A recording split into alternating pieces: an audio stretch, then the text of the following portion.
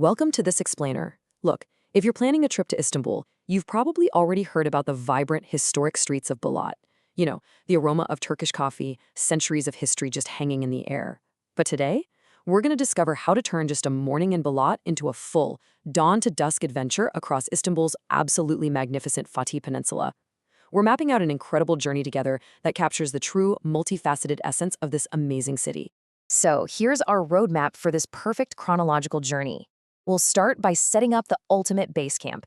Then, we'll spend our morning in Balat and Fener, hit up Chora Church by midday, explore the Golden Horn in Eyup, and finally, wrap the whole thing up with a gorgeous sunset at Pierre Loti. Let's dive right in. Section 1, the ultimate base camp, and why you really need to be starting your journey right in the hearts of Balat.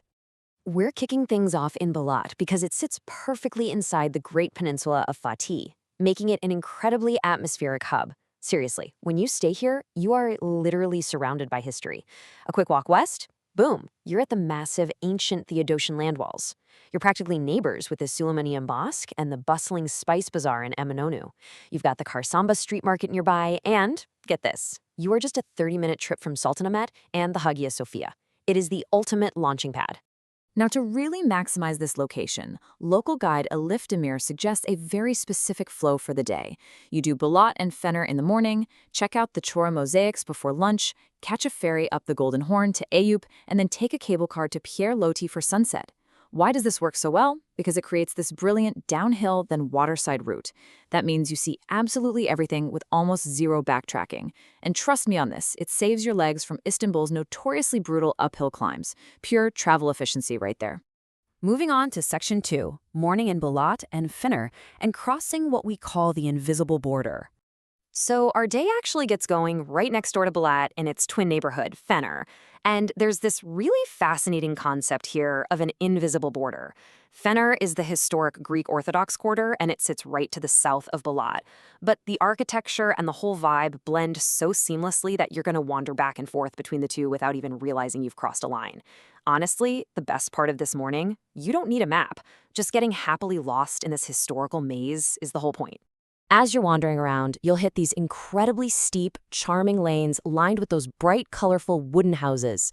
You know, the ones you always see in photos.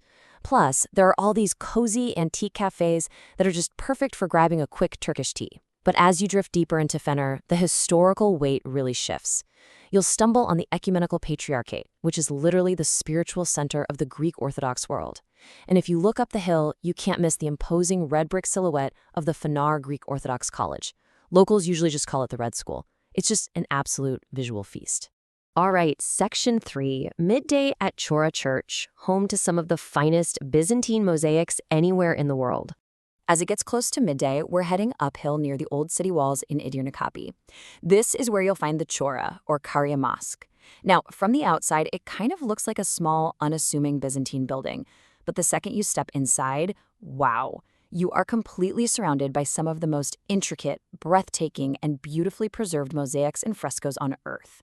The artwork tells these vibrant stories with such crazy detail, it leaves people totally speechless. It's pretty much universally considered the single best half-day add-on to a Balat morning. Just a quick practical note on how to pull this off. Chora is about a 1.5-kilometer walk up from Balat. Takes maybe 20 minutes, depending on your pace.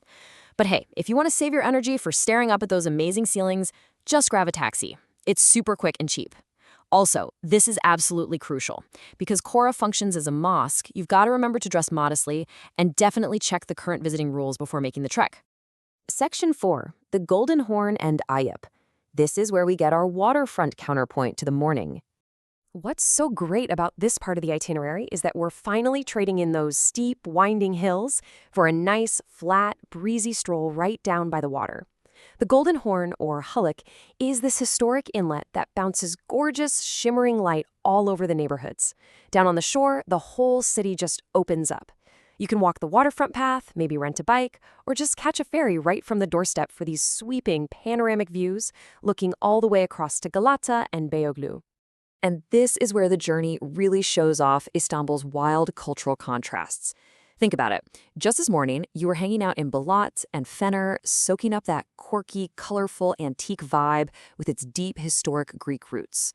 But then you take a short ferry ride up the inlet to Eyup Sultan, and bam, the atmosphere completely shifts. Eyup is deeply traditional, highly conservative, and built right around one of the Islamic world's holiest sites. Experiencing both of these distinct, deeply rooted areas in a single afternoon, that's what gives you a truly multidimensional understanding of Istanbul's complex identity. Which leads us perfectly into Section 5, Sunset at Pierre Loti, for the ultimate evening panorama. To cap the whole day off, we're pairing our visit to Eyup with a quick, scenic ride on the local cable car, the teleferic, up to Pierre Loti Hill. Now, you might be asking yourself the classic traveler question. Is Pierre Loti actually worth adding to the end of a long, exhausting day? The answer is a massive yes. Okay, the Hilltop Cafe is definitely a bit touristy, but sipping a traditional Turkish tea while looking out over that spectacular panoramic view of the whole inlet as the water literally turns gold, yeah, it's 100% worth it. Photographer Sam Whitfield hit the nail on the head with this. He says, save Pierre Loti for the end of the day. The light over the Golden Horn from up there at sunset is the best wide view you will get near Balat, and the cable car means you are not climbing in the heat.